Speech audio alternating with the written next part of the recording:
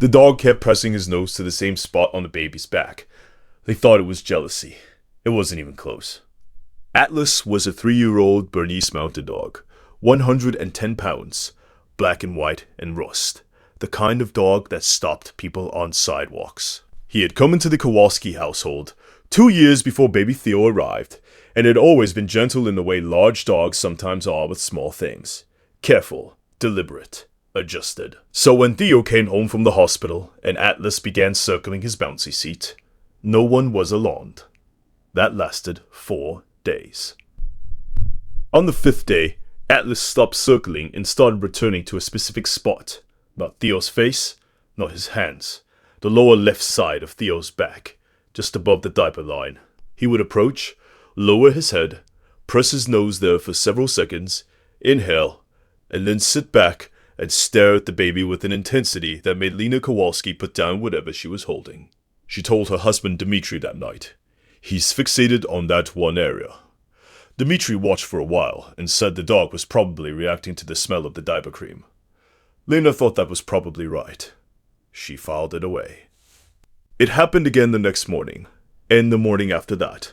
Atlas would complete his morning routine. Water bowl, back door, brief walk, and then come directly to wherever Theo was and press his nose to that lower left spot on the baby's back. When Lena moved Theo to a different room, Atlas followed. When she put Theo in the carrier against her chest, Atlas walked beside her and periodically rose on his rear legs to reach the same location. She was a kindergarten teacher. She had no medical background, but she had been watching children for 11 years, and she knew when an animal's behavior had a reason even if the reason wasn't visible yet. She called her sister, who had 2 dogs of her own. "Maybe he smells a formula. Maybe he smells something on the skin." Her sister suggested bathing the baby with unscented wash for a few days and seeing if the behavior changed. It did not change. By the end of the 2nd week, Atlas was spending 3 to 4 hours a day near Theo, and in that time he was returning to that same spot repeatedly. Sometimes pressing his nose there and lifting his head and making brief eye contact with Lena in a way that she began to describe to Dmitri as insistent. Like he's trying to show me something. Dmitri was running out of explanations. He suggested the vet. They called the vet. The vet said it wasn't uncommon for dogs to fixate on infants due to scent novelty, and that it usually resolved on its own. What no one said, what no one in that household had the vocabulary to name yet, was that Atlas was not discovering Theo's scent. He was tracking a change in it. If you stay for stories about what animals sense before we do, you are in the right place. Subscribe so you don't miss the next one. At 6 weeks in, Theo became fussy in a way that was new. Not crying exactly, a low, frequent, restless sound that came and went throughout the day. He was eating. He was gaining weight. On schedule. His temperature was normal. Lena watched him carefully and watched Atlas watching her watch him. On the 3rd day of the new fussiness, she called the pediatrician. The nurse practitioner on the phone ran through the standard checklist. Reflux was mentioned. Gas pain. Normal developmental fussiness. "Come in if the fever develops," Lena said. "My dog keeps pressing his nose to one spot on his back." There was a pause. "That's probably nothing," the nurse said.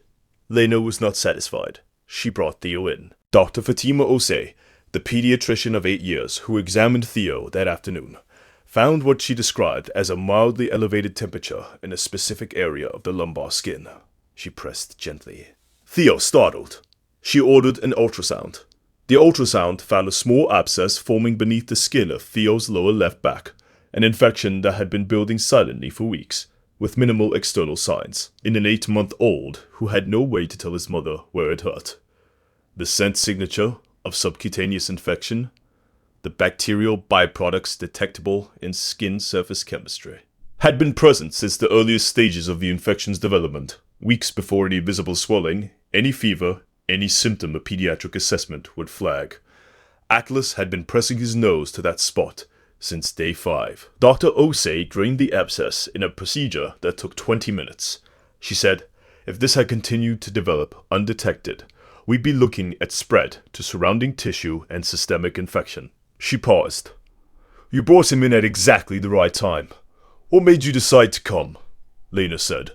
"The dog."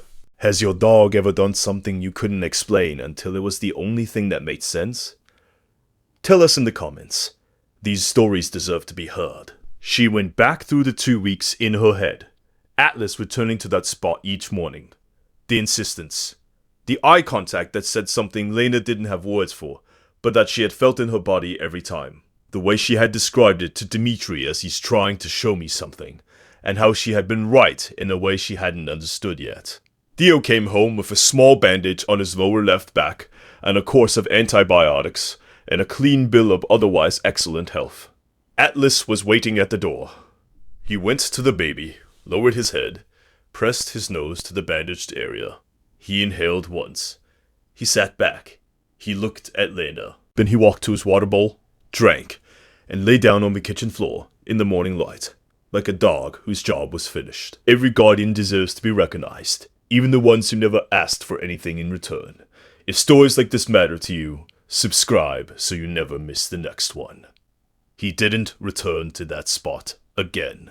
Tomorrow, a husky who refused to let a toddler sleep, and a fever nobody could feel in time.